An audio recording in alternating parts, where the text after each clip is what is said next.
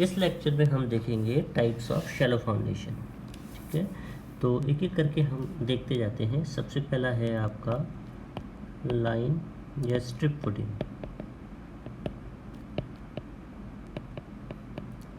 Line या strip footing generally walls के नीचे दी जाती है, अंडर वॉल्स। कई बार ये वॉल्स आपकी मेसनरी वॉल्स हो सकती है, मेसनरी में स्टोन मेसनरी हो सकती है, ब्रिक मेसनरी हो सकती है, और ये आपकी आरसीसी वॉल्स में भी, जो कि बाउंड्री वॉल होती है, उसमें हम इस टाइप की फाउंडेशन को प्रोवाइड कर सकते हैं। तो ये हो गई लाइन या स्ट्रिप फुटिंग। इसकी लेंथ इसकी विड्थ से बहुत ज़्यादा होती है, तो यदि इसका मैं प्लान बताऊं तो ये कुछ ऐसे आप इसको देख सकते हैं। मतलब इसकी विड्थ यदि बी है, मान लीजिए ये वाली, तो इसकी लेंथ जो होगी, ये वाली जो इसकी लेंथ होगी, जो भी आगे तक लेंथ होगी इसकी, वो बी से बहुत ज़्यादा होगी। तो इस टाइप की फुटिंग को हम स्ट्रिप फुटिंग या लाइन फुटिंग कहते हैं। दूसरी फुटिंग है आपकी, जो कि सबसे इम्पोर्टेंट है और वही आपके सिलेबस में है आरसीसी डिज़ाइन के केस में, वो कहलाती है आपकी आइसोलेटेड फुटिंग। आइसोलेटेड फुटिंग ये क्या होती है? ये एक सिंगल कॉलम की फुटिंग होती है। तो जनरली हम इसको यदि ड्रॉ करें तो कुछ इस टाइप से मैं इसको आपको ड्रॉ करके बता सकता हूँ। देखिए, ये तो है आपका नेचुरल ग्राउंड लेवल, ये कॉलम है, कॉलम पे कोई लोड लग रहा है, जो कि अभी अपन ने पिछले लेक्चर में डिस्कस किया था। ऊपर से जो भी लोड आता है तो वो कॉलम के थ्रू ही आपकी फुटिंग में ट्रांसफ़र होगा। ये फुटिंग का हो गया बेस, बी से हम बोलेंगे बी, और ये हो गई depth of footing, D F. ठीक है, साथ में आपको वाटर टेबल का भी पता होना चाहिए कि वाटर टेबल कहाँ है, क्योंकि यदि सेफ बेयरिंग कैपेसिटी आपको दी हुई है, उस केस में भी आपको वाटर टेबल के अकॉर्डिंग सेफ बेयरिंग कैपेसिटी को आपको चेंज करना पड़ेगा। तो ये हुई isolated footing. Isolated footing generally जो फुटिंग होती है कंक्रीट की होती है। मैं लिख देता हूँ, कंक्रीट फुटिंग। ये स्लोप्ड भी हो सकती है और अनस्लोप्ड भी हो सकती है, लेकिन ज़्यादा इकोनॉमिकल स्लोप्ड वाली होती है। ठीक है, तो इसे बोलते हैं हम आइसोलेटेड फुटिंग।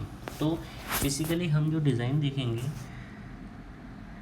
वो इसी टाइप की फुटिंग का हम डिज़ाइन देखने वाले हैं। ठीक है, तो थर्ड टाइप हो गया आपका कंबाइंड फुटिंग। कंबाइंड फुटिंग, मान लीजिए कि दो कॉलम बहुत पास पास है, जैसे कि इस वाले डायग्राम में हम देखते हैं। मान लीजिए कॉलम नंबर 2 और 6 बहुत पास में है ना, ये और ये। और मान लीजिए इसकी फुटिंग यदि मैं आइसोलेटेड फुटिंग डिज़ाइन कर रहा हूँ तो कुछ इतना साइज आ रहा है, और मान लीजिए कॉलम नंबर 6 की यदि आइसोलेटेड फुटिंग डिज़ाइन कर रहा हूँ तो कितना साइज आ रहा है। अब इनका क्या हो रहा है, कुछ एरिया ओवरलैप हो रहा है। तो इस केस में हम दो कॉलम को जोड़ते हुए एक कंबाइंड फुटिंग प्रोवाइड कर सकते हैं। ठीक है, फुटिंग फॉर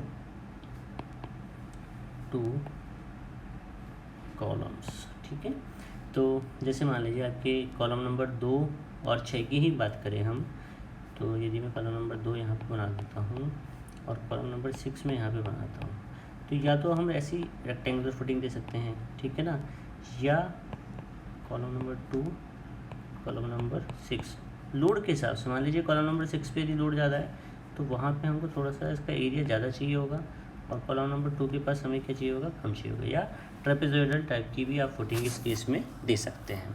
अब इसमें क्या होता है, कई बार सेंटर में एक बीम के थ्रू भी इनको क्या किया जाता है, कनेक्ट किया जाता है। आप इनमें एक बीम भी बना सकते हैं। ये डिपेंड करेगा कि आप स्ट्रक्चरली इसको किस टाइप से डिज़ाइन कर रहे हैं। या तो आप स्लैब के रूप में यदि डिज़ाइन कर रहे हैं तो स्लैब के रूप में भी कर सकते हैं, और यदि आप बीम्स के थ्रू इनको जॉइंट करना चाहते हैं तो आप बीम से भी इनको जॉइन कर सकते हैं। इस टाइप की फुटिंग को हम कंबाइंड फुटिंग कहते हैं। ठीक है, कई बार क्या होता है, थोड़ा सा कंबाइंड फुटिंग का एक दूसरा वर्जन है बैलेंस्ड फुटिंग। वो हम अभी आगे देखते हैं कि वो क्या होता है, वो मैं सबसे एंड में बताऊंगा आप लोगों को। वो कहलाती है आपकी बैलेंस्ड फुटिंग। तो फोर्थ हम ले लेते हैं इसमें राफ्ट फुटिंग। हम देखिए फुटिंग टाइप्स ऑफ फुटिंग की बात करेंगे सिर्फ आरसीसी डिज़ाइनिंग के लिए, और स्टील में अलग होती है, जैसे गिलाज फुटिंग, स्लैब बेस, अलग अलग टाइप की फुटिंग और होती है, हम उसकी बात नहीं कर रहे। अभी हम आरसीसी स्ट्रक्चर्स की फुटिंग की बात कर रहे हैं। तो फोर्थ टाइप है राफ्ट या मैट फाउंडेशन। देखिए राफ्ट या मैट फाउंडेशन तब प्रोवाइड करी जाती है यदि मान लीजिए मैं इस प्लान में देखिए, अब यदि मैं आइसोलेटेड फुटिंग दूँ और कुछ ऐसे एरिया निकल रहा है फुटिंग्स का, मतलब ओवरलैप भी हो रही है और बहुत ज़्यादा एरिया भी जा रहा है, तो लगभग मान लीजिए कितना था, लगभग 10-20% ही इसका बच रहा है, बाकी तो पूरे में फुटिंग ही फुटिंग डालनी। तो उस केस में ज़्यादा इकोनॉमिकल क्या होगा, आपका राफ्ट फुटिंग होगी। कहने का मतलब है जब बिल्डिंग पे लोड बहुत ज़्यादा हो तो जो एरिया आइसोलेटेड फुटिंग्स के लिए उसका फुटिंग का प्लान एरिया यदि कैलकुलेट करेंगे तो प्लान एरिया बहुत ज़्यादा आएगा। तो उस केस में आप क्या कर सकते हैं, आप एक पूरे कॉलम्स को जोड़ती हुई एक स्लैब, एक मोटी स्लैब लगभग 2-2.5 फीट की एक स्लैब पूरे कॉलम्स को जोड़ती हुई एक मोटी स्लैब इसमें दे सकते हैं। उसे हम राफ्ट फुटिंग कहते हैं। राफ्ट फुटिंग में भी बीम्स भी होती है या सिर्फ स्लैब भी होती है, वो डिपेंड करता है स्ट्रक्चरली आप इसको कैसे डिज़ाइन कर रहे हैं। तो कब कब दी जाती है, पहली कंडीशन तो व्हेन टू मच लोड कब आएगा, जब आपकी बिल्डिंग की नंबर ऑफ स्टोरीज बहुत ज़्यादा होगी, उस केस में आपके टू मच लोड आएगा। या SBC क्या होगा, वेरी लो होगा, उस केस में भी, ठीक है। या कोई डिफरेंशियल सेटलमेंट की कंडीशन हो रही हो, वो भी आपको समझाता हूँ डिफरेंशियल सेटलमेंट क्या होता है।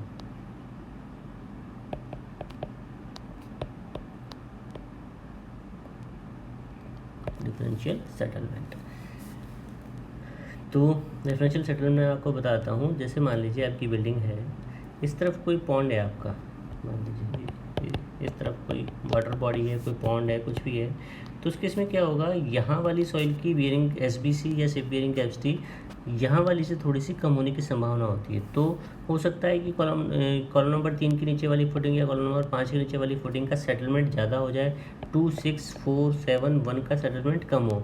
तो डिफरेंशियल सेटलमेंट के कारण क्या होगा, यदि आइसोलेटेड फुटिंग्स आप इन्हें प्रोवाइड करेंगे तो लोकल फेलियर हो जाएंगे, और लोकल फेलियर से यदि ज़्यादा बढ़ गए तो आपकी बिल्डिंग कोलैप्स हो सकती है। मतलब एक तरफ का स्ट्रक्चर तो पूरा नीचे जा रहा है, एक तरफ का नहीं जा रहा, तो जाए तो या तो पूरा जाए या ऊपर नीचे ना जाए। लेकिन यदि ऊपर नीचे हो रहा है तो उसके कारण क्या होगा, आपके लोकल फेलियर होने की संभावना रहती है।